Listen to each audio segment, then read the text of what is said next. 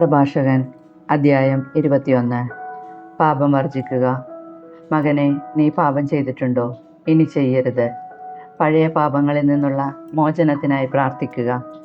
സർപ്പത്തിൽ നിന്നെന്ന പോലെ പാപത്തിൽ നിന്ന് ഓടിയകലുക. അടുത്തു ചെന്നാൽ അത് കടിക്കും. അതിൻ്റെ പല്ലുകൾ സിംഹത്തിൻ്റെ പല്ലുകളാണ്. അത് ജീവൻ അപഹരിക്കും. നിയമലംഘനം ഇരുവായ്ത്തലവാൾ പോലെയാണ്. അതുണ്ടാക്കുന്ന മുറിവുകൾ ഉണങ്ങുകയില്ല. ഭീകരതയും അക്രമവും ധനം നശിപ്പിക്കുന്നു.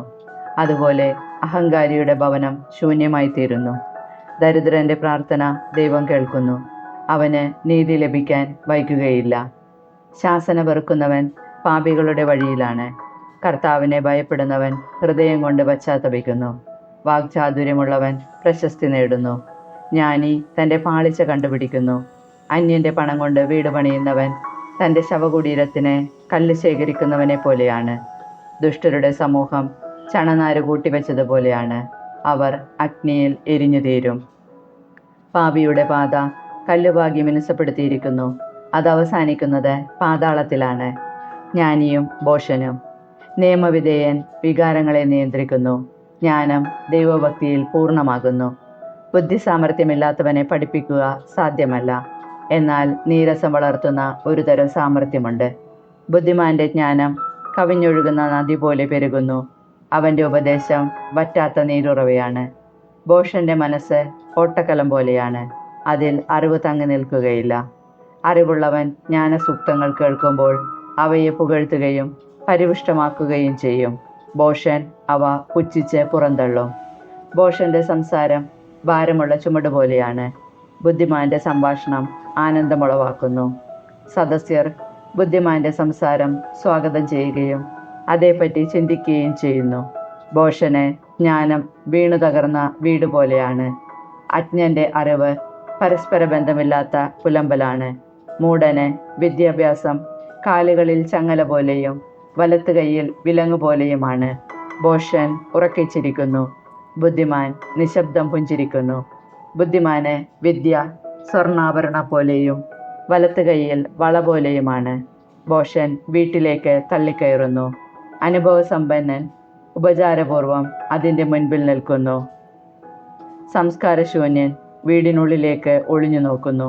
സംസ്കാര സമ്പന്നൻ പുറത്ത് കാത്തു നിൽക്കുന്നു. വാതിൽക്കൽ ഒളിഞ്ഞു നിന്ന് ശ്രദ്ധിക്കുന്നത് അപമര്യാദയാണ്.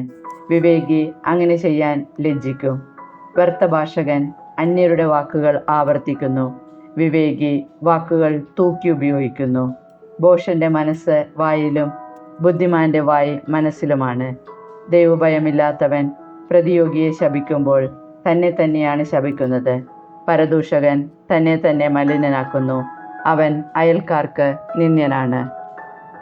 പ്രഭാഷകൻ അധ്യായം 22. അലസതയും ഭോഷത്വവും. ചെളിയിൽ പൂണ്ട കല്ലുപോലെയാണ് അലസൻ. അവൻ്റെ നിന്ദ്യാവസ്ഥയെ എല്ലാവരും പരിഹസിക്കുന്നു. അലസൻ ശുചിത്വമില്ലാത്ത ചാണകക്കൂനയിലെ ചേറിനു തുല്യം.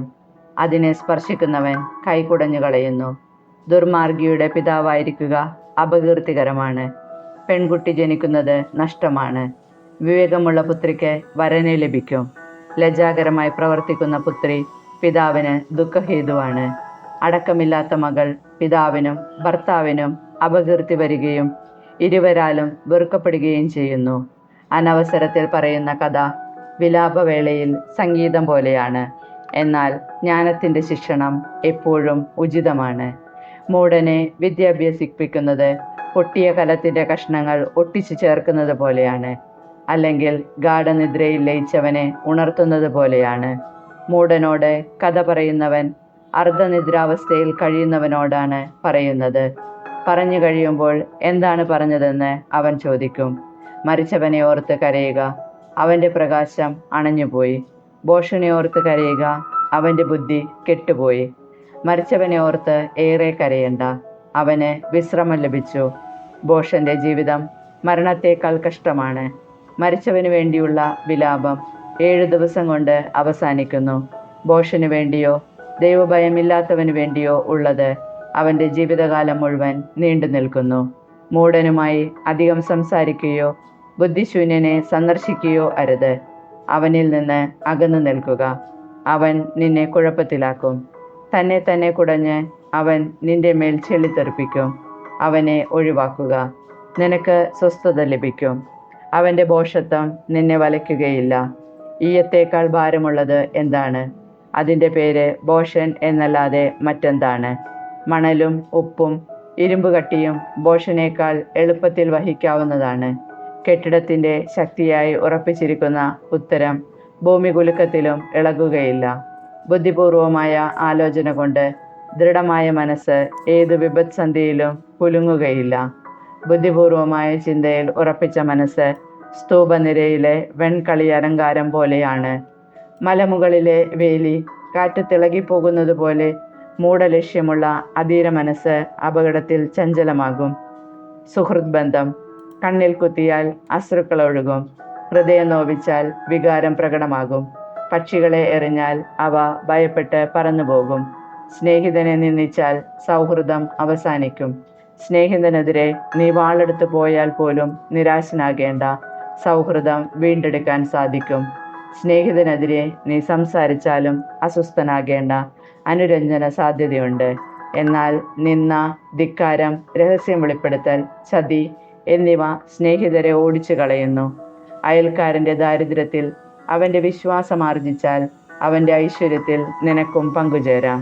കഷ്ടകാലത്ത് അവനോട് ചേർന്ന് നിന്നാൽ അവൻ്റെ അവകാശത്തിൽ നിനക്കും പങ്കാളിയാകാം.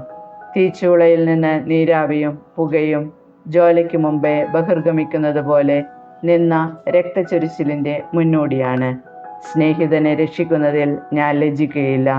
ഞാൻ അവനിൽ നിന്ന് മറഞ്ഞിരിക്കുകയുമില്ല. എന്നാൽ അവൻ നിമിത്തം എനിക്കെന്തെങ്കിലും ഉപദ്രവം സംഭവിച്ചാൽ അതേപ്പറ്റി കേൾക്കുന്നവരെല്ലാം അവനെ സൂക്ഷിച്ചുകൊള്ളും.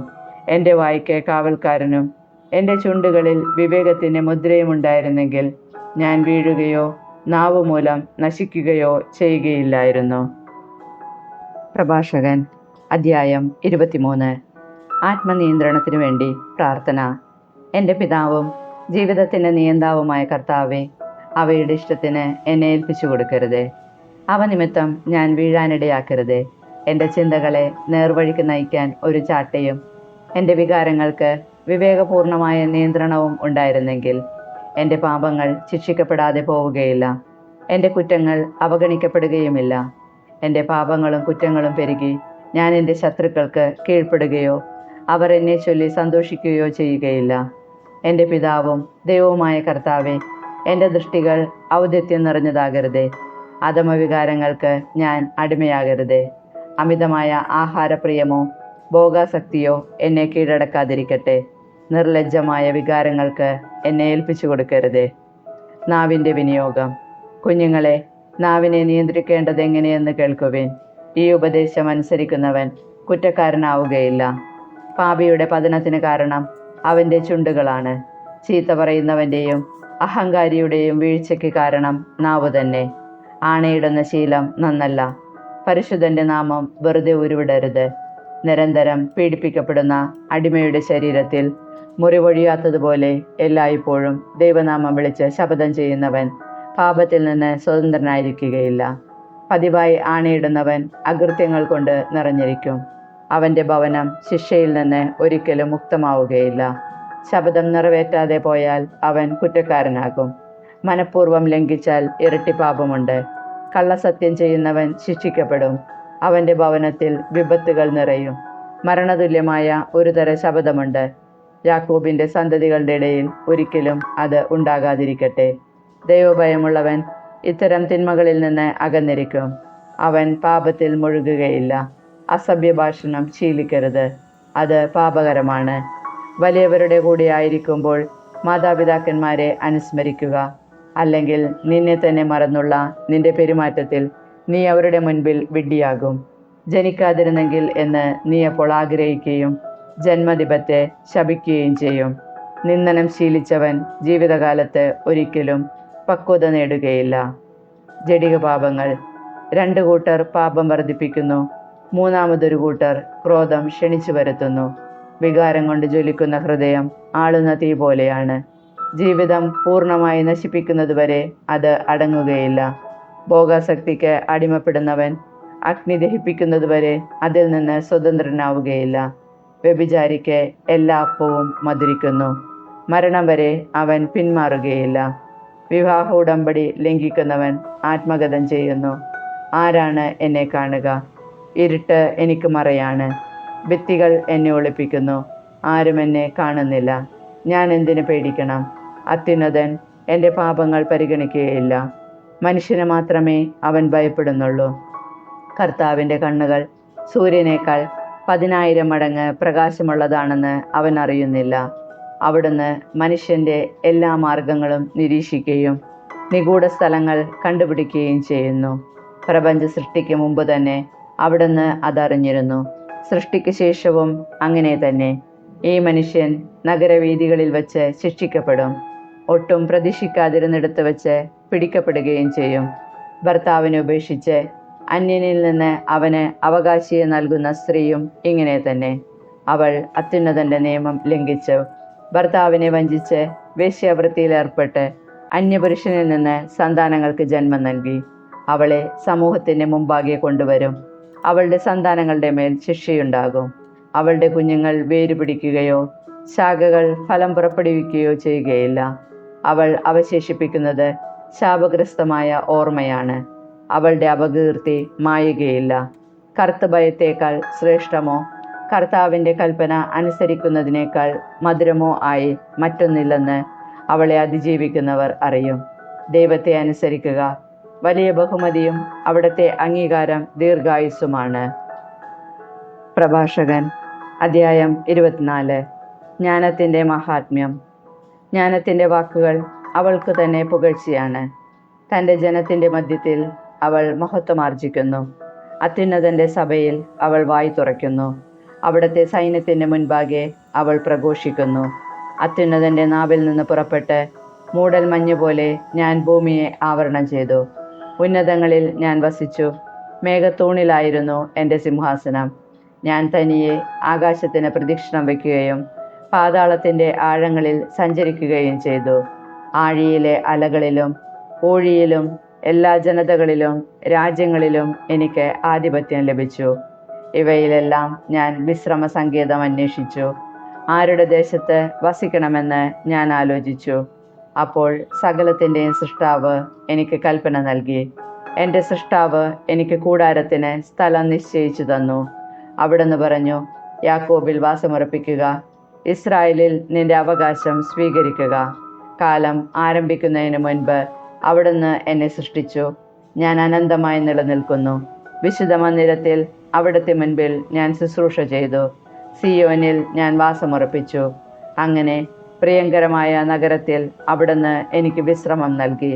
ജെറുസലേമിൽ എനിക്ക് ആധിപത്യവും ഒരു ബഹുമാന്യ ജനതയുടെ ഇടയിൽ അവരുടെ അവകാശമായ കർത്താവിൻ്റെ ഓഹരിയിൽ ഞാൻ വേരുറച്ചു.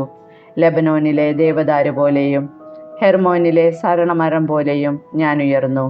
എൻഗേദിയിലെ ഈന്തപ്പന പോലെയും ജെറീക്കോയിലെ പനിനീർച്ചെടി പോലെയും ഞാൻ വളർന്നു. വയലിലെ ഒലിവുമരം പോലെയും നദീതടത്തിലെ വൃക്ഷം പോലെയും ഞാൻ പുഷ്ടി പ്രാപിച്ചു. ഇലവങ്കം പോലെയും സുഗന്ധ തൈലം പോലെയും ഞാൻ പരിമളം പരത്തി. വിശിഷ്ടമായ മീറ പോലെ ഞാൻ സൗരഭ്യം വീശി. നറുംപശ, ചന്ദനം, കുങ്കുമം, ദേവാലയത്തിലെ കുന്തിരിക്കം എന്നിവ പോലെയും ഞാൻ സുഗന്ധം പ്രസരിപ്പിച്ചു. കരുവേല മരം പോലെ ഞാൻ ശാഖ വീശുന്നു. എൻ്റെ ശാഖകൾ മഹത്വവും മനോഹാരിതയും നിറഞ്ഞവയാണ്. മുന്തിരിച്ചെടി പോലെ എൻ്റെ മുകുളങ്ങൾക്ക് ഞാൻ സൗന്ദര്യം പകർന്നു. എൻ്റെ പുഷ്പങ്ങൾ മഹത്വമാർന്ന സമൃദ്ധ ഫലങ്ങളായി പരിണമിക്കുന്നു. എന്നെ അഭിലഷിക്കുന്നവൻ അടുത്തു വന്ന് തൃപ്തിയാവോളം എൻ്റെ വിഭവങ്ങൾ ആസ്വദിക്കട്ടെ. എന്നെ സ്മരിക്കുന്നത് തേനിനേക്കാളും എന്നെ സ്വന്തമാക്കുന്നത് തേൻകട്ടയേക്കാളും മാധുര്യം പകരും. എന്നെ ഭുജിക്കുന്നവൻ്റെ വിശപ്പ് ശമിക്കുകയില്ല, പിന്നെയും ആഗ്രഹിക്കും. എന്നെ പാനം ചെയ്യുന്നവൻ വീണ്ടും അഭിലഷിക്കും. എന്നെ അനുസരിക്കുന്നവൻ ലജ്ജിതനാവുകയില്ല.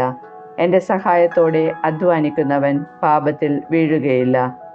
ജ്ഞാനവും നിയമവും ഇതെല്ലാമാണ് അത്യുന്നത ദൈവത്തിൻ്റെ ഉടമ്പടി ഗ്രന്ഥം. യാക്കോബിൻ്റെ സമൂഹങ്ങൾക്ക് അവകാശമായി മോശ നമുക്ക് കൽപ്പിച്ചു നൽകിയ നിയമം. അത് മനുഷ്യരെ ജ്ഞാനം കൊണ്ട് പീഷോൻ നദി പോലെയും ആദ്യ ഫലകാലത്തെ ടൈഗ്രീസ് നദി പോലെയും നിറയ്ക്കുന്നു. യൂഫ്രട്ടീസ് പോലെയും വിളവെടുപ്പ് കാലത്തെ ജോർദാൻ പോലെയും അതവരെ ജ്ഞാനപൂരിതരാക്കുന്നു. അത് നൈൽ പോലെയും മുന്തിരി പഴുക്കും കാലത്തെ ഗീഹോൻ പോലെയും പ്രബോധനത്തെ പ്രഭവിപ്പിക്കുന്നു. ആദി മനുഷ്യൻ അവളെ പൂർണ്ണമായി അറിഞ്ഞില്ല, അവസാനത്തെ മനുഷ്യനും അവളുടെ ആഴം അളക്കുകയില്ല. അവളുടെ ചിന്ത സമുദ്രത്തേക്കാൾ വിശാലവും അവളുടെ പ്രബോധനം അഗാധത്തേക്കാൾ ആഴമേറിയതുമാണ്. നദിയിൽ നിന്നുള്ള തോടുപോലെയും ഉദ്യാനത്തിലേക്കുള്ള നീർച്ചാല് പോലെയും ഞാൻ ഒഴുകി. ഞാൻ എൻ്റെ ഉപവനം നനയ്ക്കുകയും തോട്ടം കുതിർക്കുകയും ചെയ്യും എന്ന് ഞാൻ പറഞ്ഞു. ഇതാ എൻ്റെ തോട് നദിയായി, എൻ്റെ നദി സമുദ്രമായി. ഞാൻ വീണ്ടും എൻ്റെ ഉപദേശത്തെ പ്രഭാതം പോലെ പ്രകാശമാനമാക്കും, അതിൻ്റെ കാന്തി വിദൂരങ്ങളിലും പ്രസരിപ്പിക്കും. ഞാൻ ഇനിയും എൻ്റെ പ്രബോധനങ്ങൾ പ്രവചനം പോലെ ചൊരിയുകയും ഭാവി തലമുറകൾക്ക് നൽകുകയും ചെയ്യും.